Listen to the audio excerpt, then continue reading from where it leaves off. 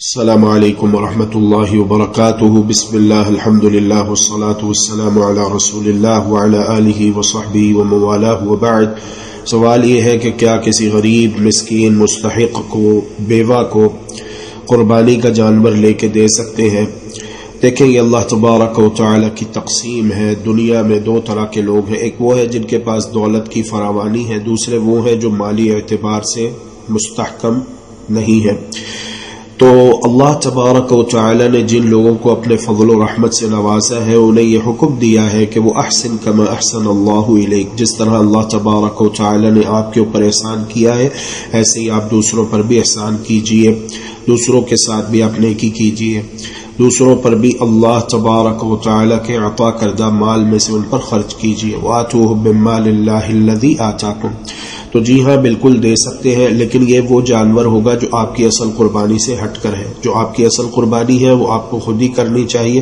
سنت بھی یہی ہے، جیسے پیارے رسول صلی اللہ علیہ وآلہ وسلم عیدگاہ میں نماز پڑھانے کے بعد وہیں پر ہی قربانی کے جانور خود اپنے دست مبارک سے ذبح کرتے۔ یہی اصل ہے کہ مسلمان اپنی اصل قربانی خود کرے، تاکہ نبی مکرم رسول معظم صلی اللہ علیہ وآلہ وسلم کے معمول مبارک پر عمل ہو جائے اور سنت زندہ ہو، اور پھر اسے یہ احساس ہو کہ قربانی کا مقصد کیا ہے، کہ جانور کا خون بہا کر، اس کا گلا کاٹ کر اللہ تبارک و تعالی ہم سے کیا چاہتے، تاکہ انسان کو ساتھ ساتھ ان چیزوں کا بھی احساس ہو۔ اور جو خود جانور ذبح نہیں کر سکتا تو وہ کسی سے ذبح کروا سکتا ہے، جو خود جانور ذبح نہیں کر سکتا وہ خود کسی سے کروا سکتا ہے، اس میں کوئی حرج نہیں ہے، لیکن بہتر یہ ہے کہ وہ خود وہاں پر موجود ہو۔